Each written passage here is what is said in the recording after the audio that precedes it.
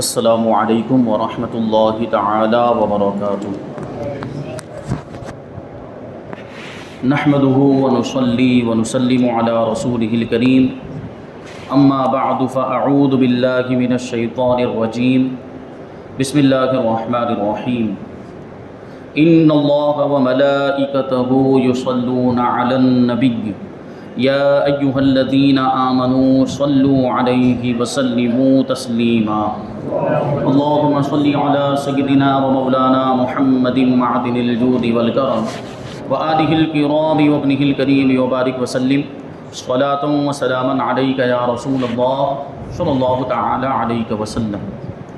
تعوذ یعنی اعوذ باللہ من الشیطان الرجیم کی تفسیر جاری ہے۔ اس سے پہلے اس کے تعلق سے عالمانہ تفسیر اور صوفیانہ تفسیر بیان کی گئی، اور کچھ لفظی گفتگو ہوئی کہ یہ اعوذ باللہ میں جو الفاظ ہیں ان کا معنی اور مطلب کیا ہوتا ہے، انفرادی طور پر الگ الگ کر کے ساری چیزیں بیان کی گئی۔ اب یہاں پہ آپ ایک بات غور کریں گے کہ یہ جو کتاب ہے تفسیر نعیمی، اس میں قرآن کی جتنی بھی آیتیں ہیں عام طور پر سب کی تفسیر عالمانہ بھی بیان کریں گے اور صوفیانہ تفسیر بھی بیان کریں گے۔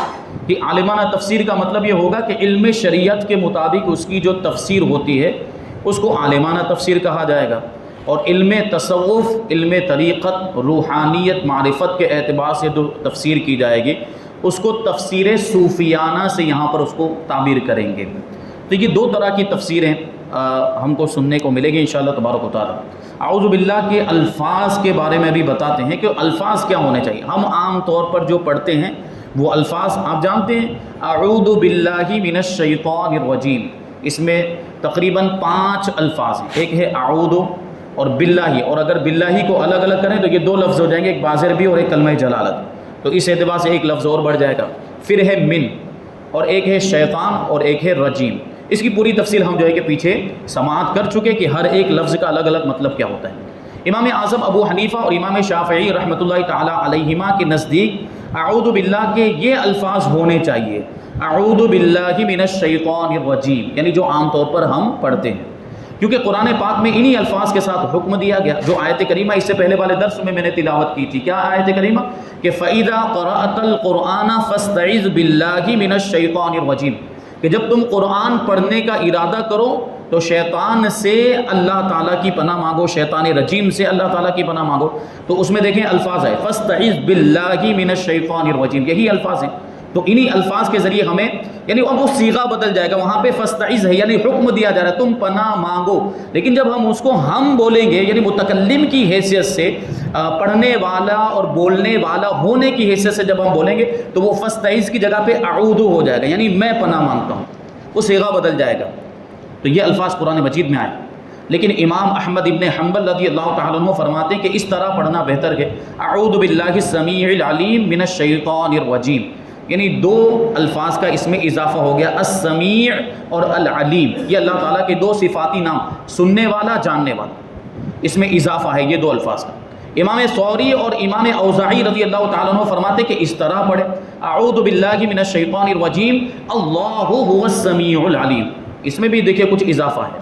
اور بعض روایتوں میں آتا ہے کہ حضرت جبرائیل نے حضور پاک صلی اللہ علیہ وسلم سے عرض کیا کہ آپ اس طرح پڑھیے، استعیذ باللہ السمیع العلیم من الشیطان الرجیم۔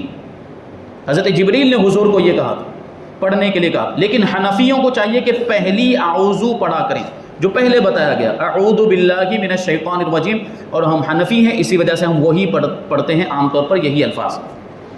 اب اعوذ باللہ کے نقطے بیان کیے جا رہے ہیں، پوائنٹ یعنی گہرائی والی باتیں کچھ بتائیں گے، بڑی دلچسپ باتیں ہیں کچھ، اور انٹرسٹنگ باتیں کہیں اس کو۔ فرماتے ہیں اعوذ باللہ پڑھنے میں چند نقطے ہیں۔ پہلا نقطہ کہ اعوذ باللہ پڑھنا گویا خلق سے خالق کی طرف رجوع کرنا، یعنی مخلوق سے اللہ تبارک و تعالیٰ کی طرف آنا ہے، کہ ابھی ہم مخلوق کے معاملات میں الجھے ہوئے ہیں، کمانے کھانے پینے میں اور دوسرے معاملات کے اندر الجھے ہوئے ہیں، لیکن جب ہم اعوذ پڑھتے ہیں تو اس کا مطلب یہ ہوتا ہے کہ دنیا کے سارے رشتے ناتوں سے، دنیا کے سارے کاموں سے، ساری مخلوقات سے ہم رشتہ توڑ کر، یعنی گویا کہ اس وقت کے لیے ہم مخلوق سے پلٹ کر اللہ تبارک و تعالیٰ کی بارگاہ میں حاضر ہو رہے ہیں، اللہ تعالیٰ کی بارگاہ میں رجوع کر رہے ہیں، اس لیے ہم اعوذ باللہ پڑھتے ہیں۔ اور یہ تصوف کی پہلی سیڑھی ہے، یعنی روحانیت کی پہلی سیڑھی۔ یہ تصور آنا چاہیے، جب ہم اعوذ باللہ پڑھیں تو یہ تصور ہونا چاہیے کہ اب ہم مخلوق سے پلٹ کر اللہ کی طرف رجوع کر رہے ہیں۔ یہ تصور آ جائے تو یہ تصوف یعنی روحانیت کی پہلی سیڑھی۔ دوسرا نقطہ، اعوذ پڑھنے میں اپنی مجبوری اور بے بسی اور رب تبارک و تعالیٰ کی قدرت کا اقرار ہے۔ کیوں؟ کیونکہ ہم اس کے مطلب پر غور کریں تو خود ہی پتہ چل جائے گا کہ ہم پناہ مانگ رہے ہیں شیطان سے۔ کس کی پناہ مانگ رہے ہیں؟ اللہ تعالیٰ کی پناہ مانگ رہے ہیں۔ یعنی ہم گویا کہ یہ اعتراف کر رہے ہیں، یہ اقرار کر رہے ہیں، یہ مان رہے ہیں کہ شیطان سے بچنے کی ہمارے اندر کوئی طاقت نہیں، یعنی مستقل طور پر ہمارے اندر اتنی طاقت اور قدرت نہیں کہ ہم خود ہی شیطان سے بچ جائیں۔ اس لیے ہمیں اللہ کی پناہ لینا ضروری، کیونکہ وہی بچانے والا ہے اور وہی بچائے گا۔ تو یہ ہم اپنی مجبوری کا اور بے بسی کا اعتراف کر رہے ہیں کہ ہمارے اندر کوئی طاقت نہیں ہے شیطان سے بچنے کی، اللہ چاہے تو وہ بچا سکتا ہے۔ تو اللہ کی قدرت کا اعتراف، اور یہ نفس کے پہچاننے کی پہلی منزل، نفس یعنی خود کو پہچاننے کی پہلی منزل ہے۔ جب یہ تصور آ جائے تو اس کا مطلب ہے کہ ہم نے اپنے آپ کو پہچان لیا کہ ہم کچھ بھی نہیں ہیں، ہمارے اندر کوئی طاقت و قوت نہیں ہے۔ نیکیاں کرنے کی طاقت اللہ تعالیٰ دیتا ہے اور گناہوں سے بچنے کی توفیق بھی اللہ تعالیٰ ہی دیتا ہے۔ یہ تصور اپنے ذہن میں رہنا چاہیے۔ حدیث شریف میں ہے کہ من عرف نفسہ فقد عرف ربہ، کہ جس نے اپنے آپ کو پہچان لیا اس نے اپنے رب کو پہچان لیا، کیونکہ ہم بھی تو اللہ تعالیٰ کی ہی مخلوق ہے۔ آدمی اپنے اندر خود غور و فکر کرے تو اسے رب کی شان اور عظمت کا خود بخود اعتراف کرنا ہی پڑے گا کہ اللہ تبارک و تعالیٰ یہ خلاق کائنات ہے، پوری کائنات کو پیدا کرنے والا ہے اور بے نیاز ہے۔ اللہ تبارک و تعالیٰ کسی کا محتاج نہیں، ساری مخلوقات اس کی محتاج۔ یہ اللہ تعالیٰ کی معرفت حاصل ہوگی کیسے؟ جب آدمی اپنے اندر خود غور و فکر کرے کہ اللہ تعالیٰ نے ہمارے جسم کے اندر کیسی کیسی چیزیں رکھی ہیں اور کیسی کیسی نعمتیں ہمیں عطا کی، خود بخود ہمیں اللہ تبارک و تعالیٰ کی معرفت حاصل ہوگی۔ تیسرا نقطہ، شیطان انسان کا دشمن ہے، وہ انسان کو گمراہ کرنا چاہتا ہے، اور رب تبارک و تعالیٰ انسان کا مولا ہے، یعنی اللہ تبارک و تعالیٰ انسانوں کا مالک ہے، خالق ہے، اسی نے تو انسانوں کو پیدا کیا، اور انسان کی جانوں کا مالک بھی وہی ہے۔ وہ جب چاہے کسی کو بھی موت دے دے، وہ جب چاہے کسی کو عدم سے وجود میں لے کر آ جائے، یہ اللہ تعالیٰ کی مرضی۔ اللہ تعالیٰ ہر چیز پر قادر ہے۔ تو اللہ تبارک و تعالیٰ انسانوں کا مولا یعنی انسانوں کا مالک ہے۔ مولا کے پاس حاضری دینے میں دشمن راستہ قطع کرتا ہے، یعنی راستہ کاٹتا ہے، راستہ روکتا ہے، یعنی انسان کو شیطان اللہ تعالیٰ تک پہنچنے نہیں دینا چاہتا۔ شیطان کا تو یہی مشن ہے کہ انسان اللہ سے دور ہو جائے، انسان اپنے رب سے دور ہو جائے، اللہ کی عبادت سے غافل ہو جائے، گناہوں میں مبتلا ہو جائے، نیکیوں سے دور ہو جائے۔ شیطان کا تو یہی کام، تو وہ تو رب سے دور کرنا چاہتا ہے، تو رب کے راستے میں وہ رکاوٹ بنتا ہے۔ کون؟ شیطان۔ تو انسان پکار کر عرض کرتا ہے کہ اے میرے مولا، تو مجھے شیطان سے بچا لے اور اپنی بارگاہ میں حاضر فرما لے۔ تو اب یہاں پہ بھی وہی چیز ہو گئی کہ شیطان رکاوٹ بن رہا ہے، تو یہ رکاوٹ میرے لیے ختم ہو جائے اور میں تیری بارگاہ میں حاضر ہو سکوں، اس لیے اعوذ باللہ پڑھتے ہیں۔ اور انسان تصوف کی منزل تب ہی طے کر سکتا ہے جب ادھر سے بھی طلب ہو، یعنی اللہ تبارک و تعالیٰ کی بارگاہ سے بھی اگر اس کو ساری رکاوٹیں دور کر دی جائے اور اللہ تبارک و تعالیٰ کی بارگاہ سے بھی بلاوا آ جائے تو پھر انسان تصوف کی منزلوں میں قدم رکھ دیتا ہے۔ تو یہ کیفیت بھی پیدا ہونی چاہیے۔ چوتھا نقطہ، قرآن کریم فرماتا ہے کہ قرآن کو نہ چھوئیں مگر پاک لوگ، اسی وجہ سے ناپاک لوگ قرآن کو ہاتھ نہیں لگا سکتے، بے وضو آدمی بھی قرآن کو چھو نہیں سکتا۔ یہ حکم ہے کہ نہیں؟ ہم نے مسئلہ سنا ہے۔ تو قرآن پاک کی جلد کو پاک ہاتھ ہی چھوئیں، جو اس کی جلد ہے کتابی شکل میں جو موجود ہے، کاغذ ہے، اس میں پٹھا لگا ہوا، اس کے اوپر جو کاغذ وغیرہ جو بھی لگا، اس کو ہم یہ جو بھی مصحف کا حصہ بن گئے، یعنی کتابی شکل میں تیار ہونے کے بعد اب جو بھی چیزیں اس میں شامل ہو گئے، اگر یہ پٹھا الگ ہے تو اس کو قرآن کا حکم نہیں دیں گے، مصحف کا حکم نہیں دیں گے، لیکن یہی پٹھا جب قرآن میں لگ گیا، جب مصحف میں شامل ہو گیا تو یہ مصحف کا حصہ بن گیا، اب اس کو بھی بغیر وضو کے نہیں چھو سکتے۔ یہ پٹھا جیسے مثال کے طور پر ہم اس کو بغیر وضو کے نہیں چھو سکتے، لیکن جو چیزیں قرآن کا حصہ نہیں، جیسے ہم نے قرآن کو جزدان میں رکھ دیا، وہ جزدان جو ہے وہ کپڑے کی بنی، وہ قرآن کا حصہ نہیں، مصحف کا حصہ نہیں ہے، وہ الگ ہے، اس کی حیثیت الگ ہے۔ اسی وجہ سے فرماتے ہیں کہ اگر قرآن جزدان میں رکھا ہوا ہو تو اس کو بغیر وضو کے چھو سکتے ہیں، اور جنوبی آدمی، ناپاک آدمی بھی چھو سکتا ہے۔ یا ہم نے مثال کے طور پر کوئی رومال لے لیا، کپڑا لے لیا، اگر بہتر تو یہی کہ وضو کر لے اگر قرآن کو چھونا چاہتے ہیں، لیکن کبھی ایسا ہوتا ہے جیسے ہم کو یہاں سے اٹھا کے وہاں رکھنا ہے اور وضو نہیں ہے، اب اتنے سے کام کے لیے کیا وضو کرنے کے لیے جائیں گے؟ جبکہ ایک مسلمان کو ہمیشہ ہر وقت باوضو رہنا چاہیے، یہ بہت اچھی چیز ہے اور اس کے بڑے فوائد ہیں۔ لیکن اب مان لیجئے کہ ایسا کرنا ہے ہم کو، تو پھر کیا کرتے ہیں، ایک چھوٹا سا رومال لے لیا اور اس رومال سے ہم قرآن شریف کو پکڑتے ہیں وہاں رکھتے ہیں، کیونکہ قرآن یہ الگ ہے، یہ قرآن سے وہ جو رومال ہے وہ الگ ہے، وہ مصحف کا حصہ نہیں ہے۔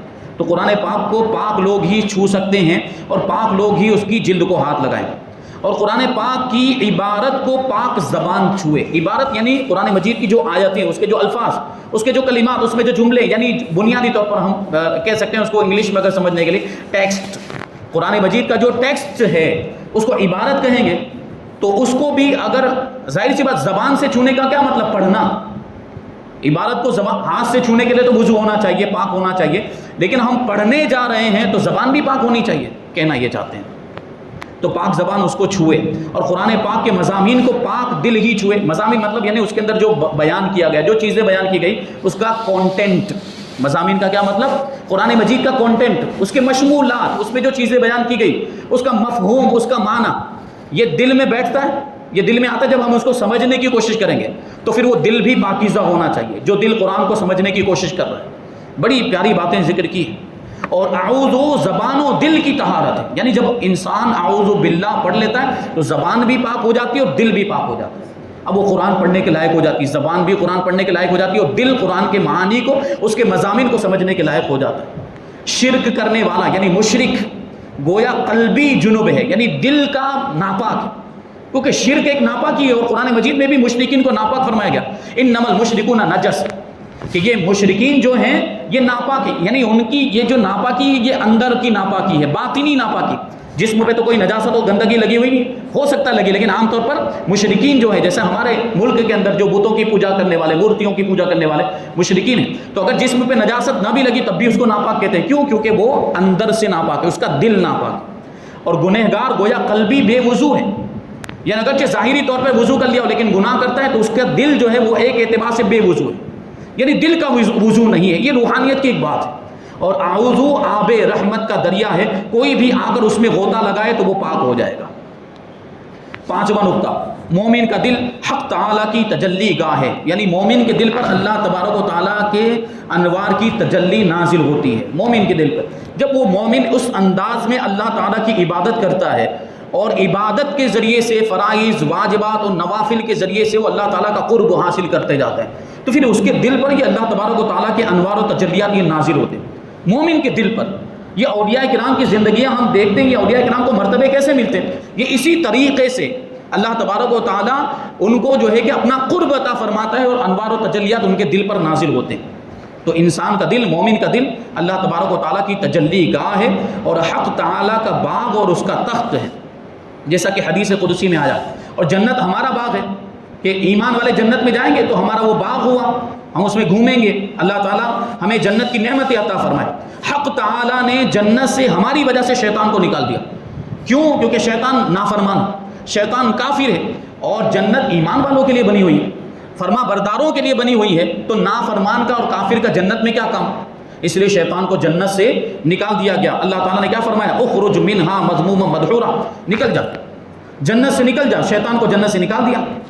لہٰذا لازم ہے کہ ہم حق تعالیٰ کے باغ یعنی اپنے دل سے اس کے لیے شیطان کو نکالیں، کیونکہ ہمارے لیے اللہ تعالیٰ نے جنت سے شیطان کو نکال دیا، تو اب ہمیں اللہ تعالیٰ کے لیے اپنے دل سے شیطان کو نکالنا ہے۔ یہ ہمیں کام کرنا ہے، کیونکہ میزبان کے لیے ضروری ہے کہ مہمان کی خاطر گھر صاف کرے۔ کبھی ہمارے یہاں پہ کوئی مہمان آنے والا ہو تو ہم گھر میں صاف صفائی کرتے کہ نہیں کرتے؟ تو اگر ہم چاہتے ہیں کہ اللہ تبارک و تعالیٰ کے انوار و تجلیات ہمارے دل پر نازل ہو تو دل کو صاف کرنا پڑے گا، تب یہ اللہ تبارک و تعالیٰ کے انوار و تجلیات ہمارے دل پر نازل ہوں گے۔ یہ روحانیت اور معرفت کی باتیں، مگر چونکہ ہم اس کے نکالنے پر مستقل قدرت نہیں رکھتے، یعنی شیطان کو ہم اپنے دل سے نکال دیں، اور یہ جو معاملات وسوسے، خیالات، یہ بری چیزیں، یہ ہم خود نہیں نکال سکتے، یعنی مستقل ہم قدرت نہیں رکھتے بالذات، تو اس میں اللہ تبارک و تعالیٰ کی امداد ہمیں لینی ہی پڑتی ہے۔ اس لیے ہم اللہ تعالیٰ کی مدد لیتے ہیں اور پڑھتے ہیں اعوذ باللہ من الشیطان الرجیم، کہ شیطان ہمارے دل سے نکل جائے اور ہمارا دل پاک اور صاف ہو جائے، تاکہ اللہ تعالیٰ کے انوار و تجلیات اس پر اتر سکیں۔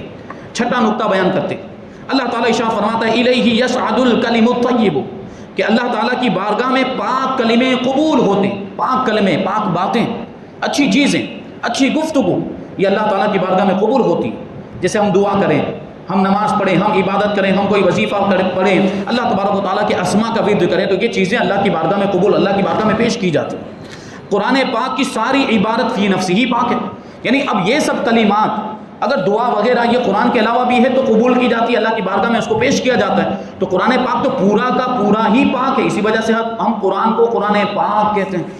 یہ جو عام طور پر ہم بھی قرآن بول دیتے ہیں تو یہ تھوڑا تہذیب کے خلاف لگتا ہے، تھوڑا ادب، ہمارا مقصد بے ادبی کرنا نہیں ہوتا، لیکن قرآن بول دیا جاتا ہے تو ہمیں یہ الفاظ سدھارنے چاہیے، تھوڑے تہذیب والے، مہذب، ادب والے الفاظ بولیں اگر تو قرآن مجید بولیں، قرآن پاک بولیں۔ اور حضور پاک صلی اللہ علیہ وسلم کا بھی جب نام لیں تو حضور پاک، ہمارے آقا، حضور اکرم، حضور اقدس رسول اللہ صلی اللہ علیہ وسلم، ایسے الفاظ، ادب والے الفاظ استعمال کرنے چاہیے، کیونکہ اہل سنت و جماعت یہ ادب والی جماعت ہے۔ ہم ادب کرتے ہیں، ہم صحابہ کا بھی ادب کرتے ہیں، ہم انبیاء کرام کا بھی ادب کرتے ہیں، ہم اولیاء کرام کا بھی ادب کرتے ہیں، ہم علماء اعظام کا بھی ادب کرتے ہیں، تو الفاظ بھی ادب والے ہونے چاہیے۔ تو قرآن پاک کی ساری عبادت فی نفسی ہی پاک ہے، لیکن اگر پڑھنے والا پاک نہ ہو تو اس کی گندگی کی وجہ سے یہ پڑھنا بارگاہ الہی میں قبول نہیں ہوگا۔ یعنی قرآن تو پاک ہے لیکن پڑھنے والا پاک نہیں، پڑھنے والے کی زبان پاک نہیں، پڑھنے والا اگر بے وضو ہے، پڑھنے والا اگر ناپاک ہے، یا پڑھنے والے کا دل پاک نہیں، دل صاف نہیں ہے، تو پھر اگرچہ ہم قرآن پڑھ رہے ہیں، ایسا عظیم کلام پڑھ رہے ہیں، لیکن پھر بھی وہ اللہ کی بارگاہ میں قبول نہیں ہوتا ہے۔ تو اعوذ سے اپنے آپ کو پاک کر کے اس کی تلاوت کو قابل قبول بنایا جاتا ہے، یہ تفصیل بیان کی گئی۔ اب اعوذ باللہ کے فضائل اور فوائد بیان کیے جاتے ہیں۔ پہلی فضیلت، تقریباً تمام انبیاء اور اولیاء اعظام نے مختلف عبارتوں سے اعوذ باللہ پڑھی ہے۔ چنانچہ حضرت نوح علیہ السلام نے اللہ کی بارگاہ میں یوں عرض کیا، انی اعوذ بک ان اسألک ما لیس لی بہ علم، میں اس بات سے تیری پناہ مانگتا ہوں اے پروردگار کہ میں تجھ سے ایسی چیز کا سوال کروں جس کا مجھے علم نہیں۔ حضرت نوح علیہ السلام نے دیکھے اعوذ بک یہاں پر پناہ مانگنے کے الفاظ، حضرت نوح علیہ السلام نے ان الفاظ میں پناہ مانگی اور اعوذ باللہ پڑھی ہے۔ حضرت یوسف علیہ السلام نے زلیخا سے ارشاد فرمایا، معاذ اللہ انہ ربی، اللہ کی پناہ وہ میرا رب ہے، یعنی وہی مجھے بچائے گا۔ اس زلیخا اور حضرت یوسف علیہ السلام کا واقعہ بڑا مشہور ہے، اس کے موقع پر وہ تفصیل کے ساتھ بیان کیا جائے گا سورہ یوسف کے اندر۔ تو دیکھیں یہ معاذ اللہ یعنی اللہ کی پناہ، یہ بھی اعوذ کا ایک طریقہ، وہ اعوذ کے ہی الفاظ ہیں۔ اور حضرت یوسف علیہ السلام نے اپنے بھائیوں سے فرمایا، حضرت یوسف علیہ السلام کا ایک بہت بڑا واقعہ ہے، آپ کے بھائی جو ہے کہ بعد میں جب آپ مصر کے بادشاہ بن گئے تھے تب وہ آپ کے پاس مصر میں حاضر ہوئے تھے، آپ کے بھائی، وہی بھائی جنہوں نے حضرت یوسف علیہ السلام کو کنویں میں ڈال دیا تھا، وہ ایک تفصیل ہے۔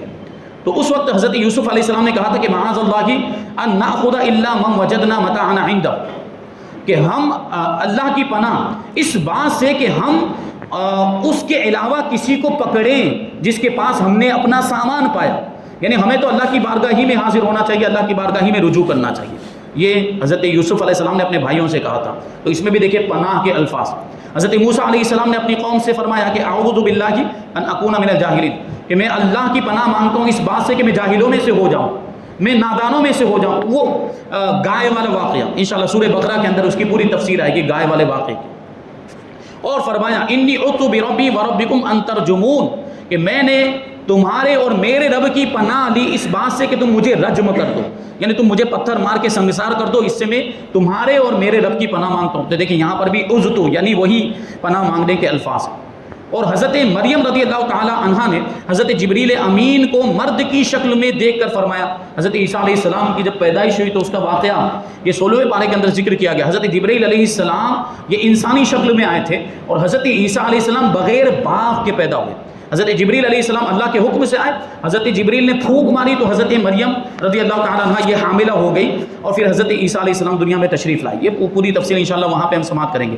لیکن دیکھیں حضرت مریم رضی اللہ تعالیٰ عنہ اللہ کی نیک بندی ولیہ ہیں، تو انسانی شکل میں جب تنہائی میں حضرت جبرائیل آئے تو آپ کو فتنے کا اندیشہ ہوا کہ کوئی غلط کام نہ ہو جائے، اس لیے حضرت مریم نے یہ دعا کی تھی اور یہ تعوذ پڑھا تھا، یہ پناہ کے الفاظ انہوں نے کہے تھے۔ مرد کی شکل میں جب حضرت جبریل کو دیکھا تو انہوں نے کہا تھا کہ انی اعوذ بالرحمن منک، کہ میں تجھ سے رحمان کی پناہ مانگتی ہوں۔ ہمارے حضور علیہ الصلوۃ والسلام کو رب تبارک و تعالیٰ نے بار بار اعوذ پڑھنے کا حکم دیا، کہیں فرمایا قل ربی اعوذ بک من ہمزات الشیاطین، اے محبوب آپ فرمائیں کہ میں تیری پناہ مانگتا ہوں شیطان کے وسوسوں سے، یہ بھی اعوذ کے الفاظ ہیں۔ کہیں پہ فرمایا فاستعذ باللہ، اللہ کی پناہ مانگو، کہیں پہ فرمایا قل اعوذ برب الفلق، کہ اس طرح جو ہے کہ آپ فرمائیں کہ میں صبحوں کے رب کی پناہ مانگتا ہوں۔ فلق کا معنی صبح، اور کہیں فرمایا قل اعوذ برب الناس کہ میں لوگوں کے رب کی پناہ مانگتا ہوں۔ ان آیتوں سے معلوم ہوا کہ انبیاء کرام نے ہر مصیبت کے موقع پر اعوذ باللہ پڑھی ہے، تو ہمیں بھی کثرت کے ساتھ اعوذ باللہ پڑھتے رہنا چاہیے کہ اس میں بڑے فوائد ہیں۔ یہ ایک فضیلت، اب دوسری فضیلت بیان کرتے ہیں۔ احادیث شریفہ میں اس بارے میں بہت ساری باتیں آئی ہیں اور بہت سی حدیثیں اس تعلق سے ہیں۔ چنانچہ ایک شخص پر غصہ بہت وارد تھا، یعنی بڑا غصیلا آدمی تھا، اور غصہ جب اس کو آتا تھا تو اس کی کیفیت یہ ہو جاتی کہ غصے کے مارے اس کے منہ سے جھاگ نکلنے لگتا تھا، وہ پھیڑ نکلنے لگتا تھا۔ حضور پاک صلی اللہ علیہ وسلم کی بارگاہ میں یہ بات اس کی پہنچائی گئی، اور حضور کی بارگاہ میں عرض کیا کہ اس کے غصے کا یہ معاملہ۔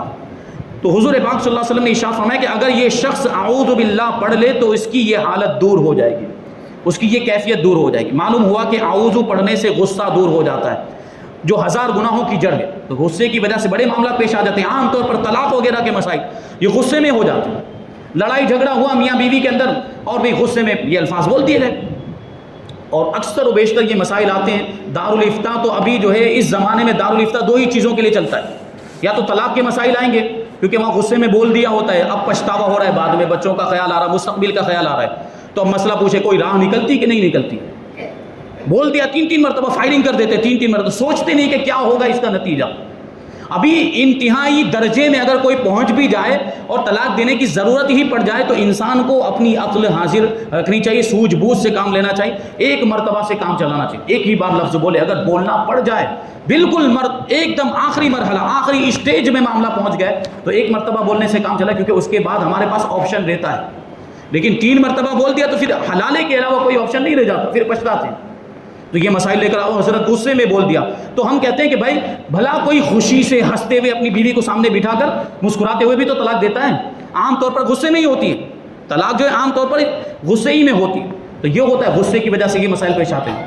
تو دارالفتاء جو عام طور پر یا تو طلاق کے مسائل آتے ہیں یا میراث کے مسائل آتے ہیں، میراث یعنی وراثت کے مسائل، کیوں وہاں مال ملنے والا ہوتا ہے، دولت ملنے والی ہوتی ہے، تو اس کے تعلق سے بڑے فکر مند ہوتے ہیں، پہنچو فتویٰ لینے کے لیے، ہمارا حصہ کیا ہے ہم کو پتہ ہونا چاہیے۔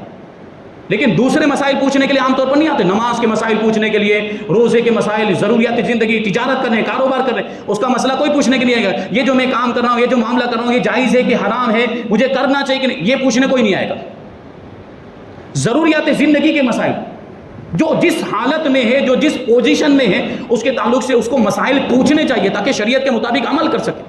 ابھی انسان مان لیجئے کہ بالغ ہو گیا، شادی کرنے کی عمر میں پہنچ گیا، اب شادی ہونے والی ہے تو نکاح کے ضروری مسائل سیکھنا اس کے لیے ضروری ہو گیا۔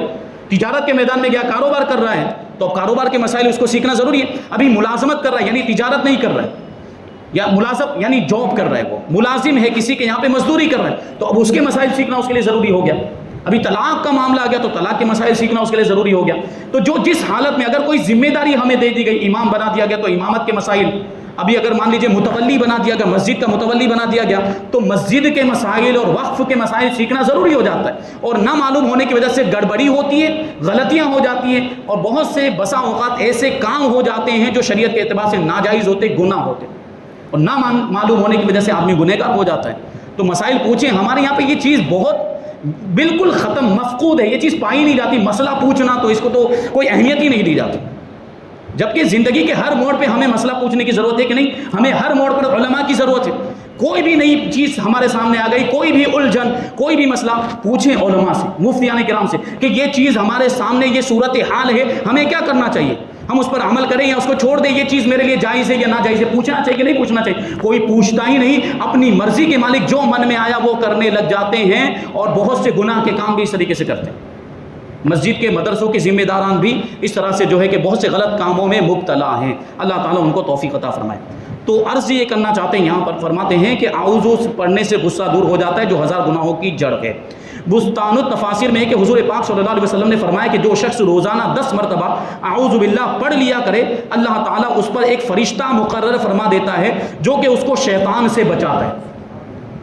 10 مرتبہ، کتنا آسان، 10 مرتبہ پڑھ لیا، اب وہ فرشتہ مقرر، ظاہر سی بات اللہ کی طرف سے فرشتہ مقرر ہوا، اور فرشتوں کا معاملہ یہ ہے کہ وہی کرتے ہیں جو ان کو اللہ تعالیٰ کی طرف سے حکم ہوتا ہے، کبھی بھی اللہ تعالیٰ کی نافرمانی نہیں کرتے۔ اللہ تعالیٰ نے اس کو شیطان سے بچانے کے لیے مقرر کیا تو وہ بچائے گا، فرشتہ تو اپنا کام کرے گا، لیکن ہمیں تو اپنا کام کرنا ہے نا۔ 10 مرتبہ پڑھ لیں روزانہ تو کتنا فائدہ ہو جائے گا۔